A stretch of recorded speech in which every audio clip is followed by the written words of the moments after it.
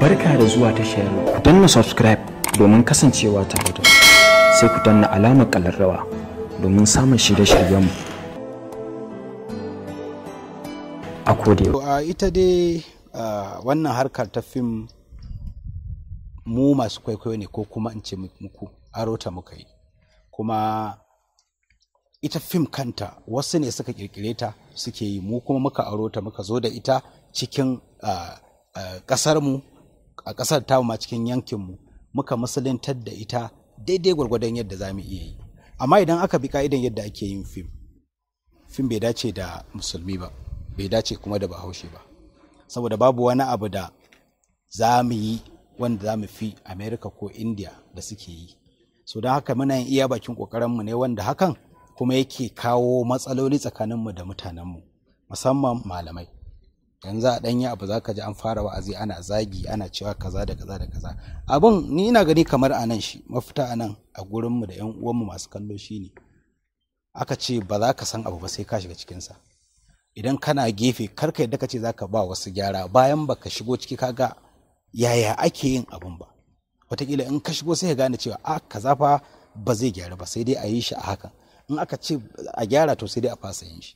To ni ina ganin kamar cewa da malamai za su haɗu, ba ma na Kano ba, na arewacin Najeriya gaba ɗaya, su ma su shiga cikin masana'anta harkar fim ɗin, sai su ce to mu ga jarumanmu fim ɗin addini za mu rika sa kuɗi ana mana don mun yaƙi waɗannan mutanen da ake yi wa kallon fasikai ko kuma suke ɓata tarbiyya, kamar tunda haka ake kira mu kullum. To a shigo ciki mana a zuba kuɗin sai su yi. Yanzu ni a matsayi ka ɗauke ni ka ce aya da Zango yana ɓata tarbiyya, yana kaza yana kaza. Idan ka ɗauko kuɗinka ka bani in fito a limamin Abuja, zan fito maka a limamin Abuja. To ina ruwanka da wancan ya bani ya ce in yi rawa, kai ka bani na fito a malami, kai ka yi gyara, wancan ya yi ɓarna, sai me? So saboda haka gaskiya yadda za a ce wannan an zamanantar da harkar nan an zauna lafiya shine malamai su shigo cikin harkar, su kirkiri production ɗinsu, kuma su kirkiri jarumansu, kuma su rika ba addini gudunmawa kamar yadda suke so mu rika bayarwa.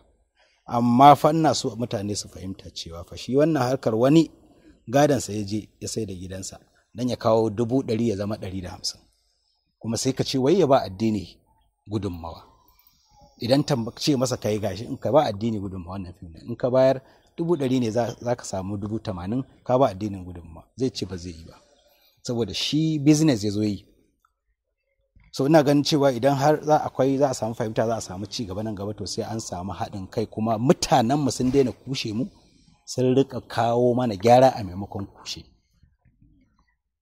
Na yi fim a cikin masana'antar Kannywood tun da aka kirkire ta zuwa yau, babu wanda ya fi finan addini kamar ni, banda na wani kamfani na kaina. Amma babu wata kungiyar malamai da taba kira na ta ce min ga katako award wannan mun ji daɗi ne da kai fim kaza, har a cikin fim ɗin mutum kaza ni da jama'a ta mun kai mutum 3 sun musulunta a dalilin ahlul kitabi. Amma babu malamin da ya taba magana a kai haka. Malaman ma da muka kai musu ma suka musuluntar da su ma ba su taba maganan ba. Why?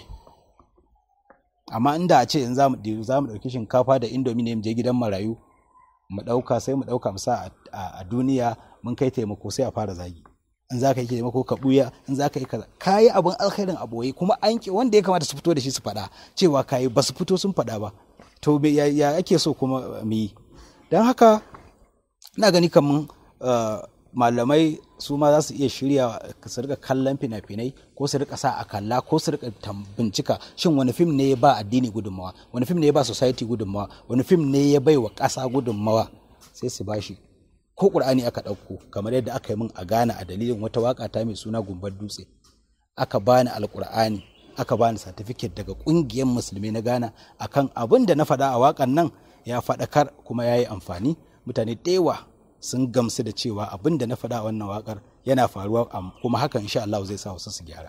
So haka ya kamata a Najeriya ma a ce malamanmu suna yi, su shigo cikinmu su rika mana faɗa, su rika faɗa mana gaskiya, idan mun kauce hanya su dawo da mu kan hanya.